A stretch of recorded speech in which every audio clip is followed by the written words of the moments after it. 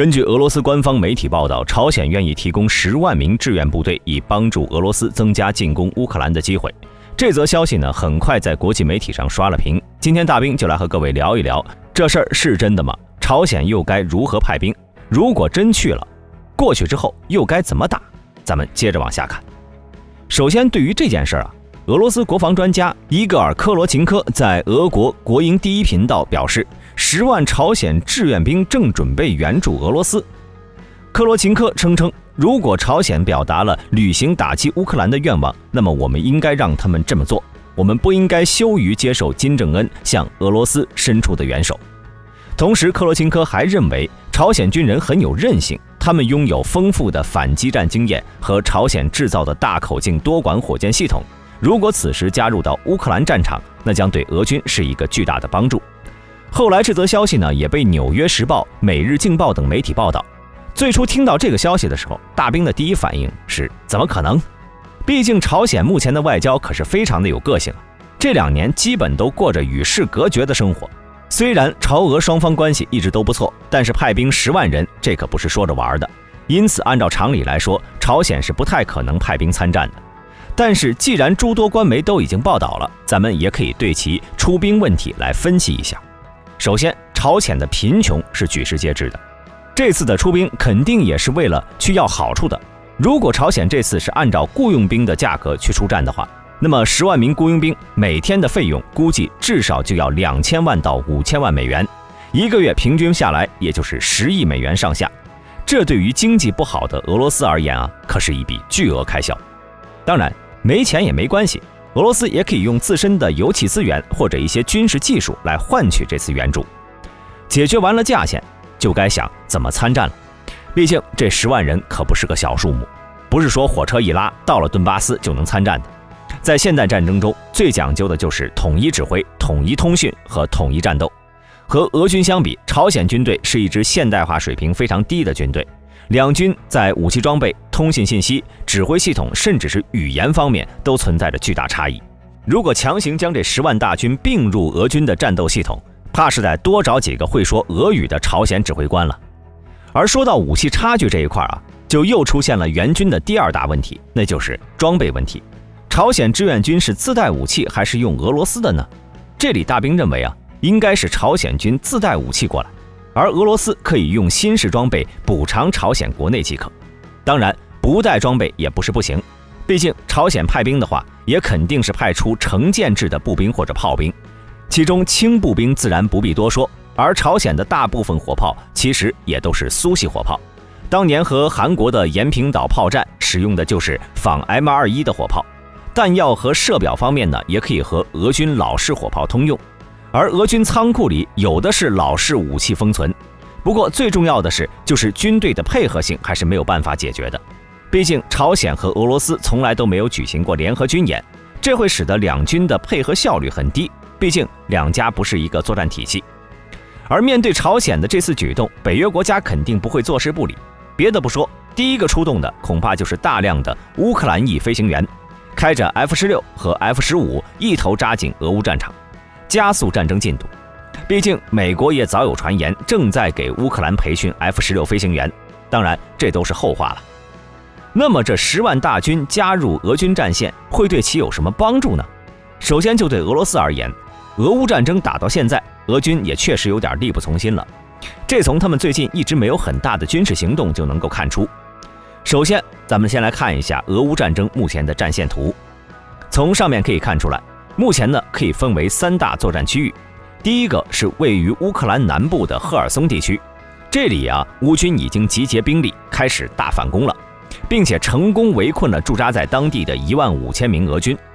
而俄罗斯的支援部队也已经在路上了，准备发起突击，无数卡车、火炮等装备不断从顿巴斯地区驶出，朝西南方向推进。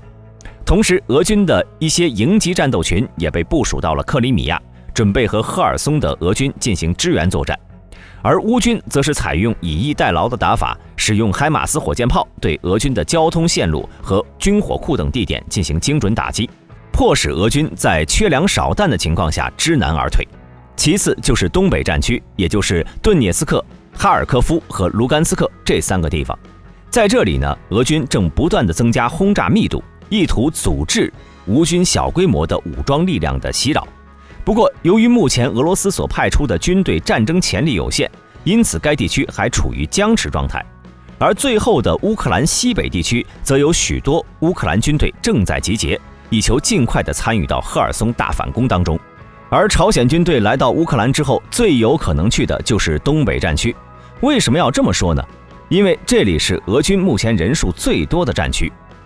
有着良好的补给线和许多亲俄武装。朝鲜的10万大军到达后，可以替换俄军大量防御部队，将其从守备状态中释放出来。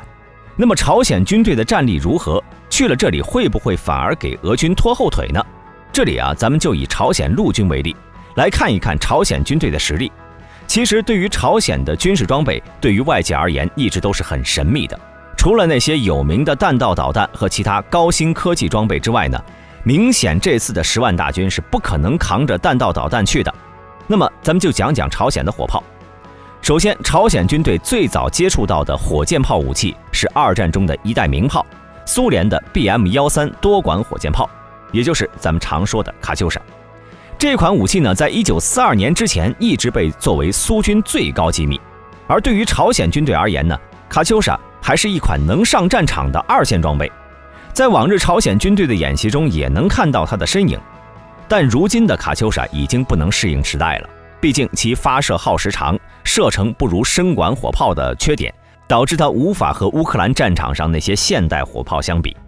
当然，作为苏联大炮兵思想的继承者，朝鲜一直非常重视火箭炮的研制和装备。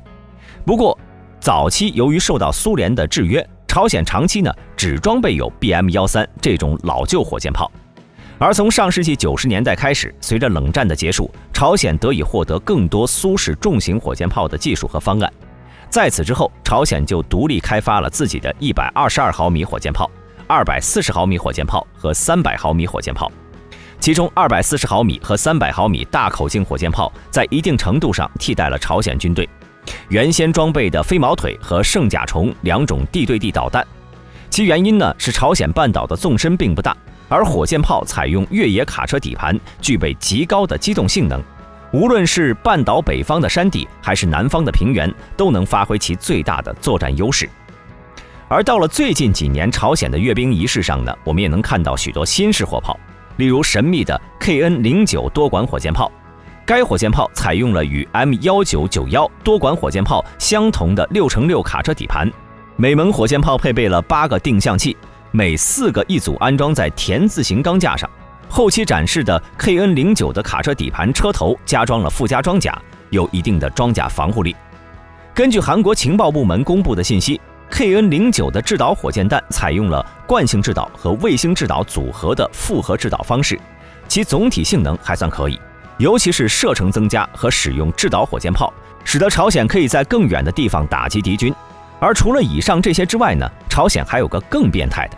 就在2019年，朝鲜官方媒体对外公布了试射大口径制导火箭炮的新闻图片。和之前的报道一样，朝鲜官方媒体并没有公布这型大口径制导火箭炮的口径。不过呢，通过与人体尺寸的比较，外界普遍认为超大口径制导火箭炮的口径在600毫米左右。这款火箭炮有2种分支型号，分别为轮式和履带式。其中轮式600毫米火箭炮采用8×8重型卡车底盘，4连装模块化发射筒，而履带式火箭炮由于车体较宽，所以其模块化发射筒数量增加至6具，火力强度是轮式火箭炮的 1.5 倍，而且该炮的履带式底盘较为低矮，从而降低了整车的重心高度，无论是发射火箭弹还是行军，稳定性都要优于轮式600毫米超大口径制导火箭炮。它的制导系统同样是采用卫星定位复合制导技术，其最大射程可以达380公里左右。尽管该炮的战斗部威力要逊色于近程战术弹道导弹，但是其火力密度和持续压制能力却是后者的数倍。说完了火箭炮，咱们再来看一下加农炮。提起朝鲜军炮兵的大口径加农炮，人们首先想到的就是频频上镜的鼓山大炮。这种口径为170毫米的履带式自行加农炮，因为首次被外界在朝鲜城市鼓山附近发现而得名。它是朝鲜独立研发的第一种大口径加农炮，曾经出口到伊朗，参加了2伊战争，因此该炮也被视为朝鲜军工业的骄傲和里程碑之一。而从近年来朝鲜炮兵的实弹射击演习的图片中呢，也能看出这款服役超过40年的老将仍然是朝鲜的主力火炮之一。但是实际上，鼓山大炮的总体性能早已经落后于时代发展了。虽然射程还不错，但它的射速仅有5分钟一发，1个小时仅能发射12发炮弹。这种火力水平，恐怕不等覆盖敌人，就已经被敌人的火炮直接给覆盖了。如今，随着朝鲜军工技术的发展，新一代大口径自行火炮也已经出现了，例如 M1991 自行火炮和 M2018。前者呢是朝鲜第2种自研的使用旋转炮塔的自行火炮，它安装有152毫米火炮和122毫米火炮的2个版本，其中122毫米火炮版本量产，并且多次出现在阅兵式中，而后者呢则是目前朝鲜最先进的自行火炮，最早呢出现在2018年的阅兵式，并且具备了现代化自行火炮系统的所有特征。由于信息稀少导致该型火炮的底盘和火炮一直是个谜，只知道它的火炮是朝鲜自研的新型152毫米榴弹炮，但是具体数据完全未知。而底盘呢则众说纷纭，有的认为可能是天马216或者暹军915主战坦克底盘的改版，有的则认为是伊朗一种非常罕见的自行火炮 RAAD-2。不过呢，这款火炮的出现也侧面说明了朝鲜正在尝试摆脱进口武器技术的依赖，开始了自己的国产化道路。总而言之，朝鲜军队的大部分武器都是针对朝鲜半岛地形而研发配置的，其主要目标是韩国。这次要是真的上了俄乌战场，能不能打出效果还不好说，毕竟就目前而言，朝鲜炮兵的体系化作战发展还是不太够的。好了，本期视频到这里就结束了。大家对于朝鲜援助俄罗斯10万大军这件事儿有什么看法呢？欢迎在下方的评论区留言。对本频道感兴趣的朋友，请点击下方的订阅按钮。我们下期再见。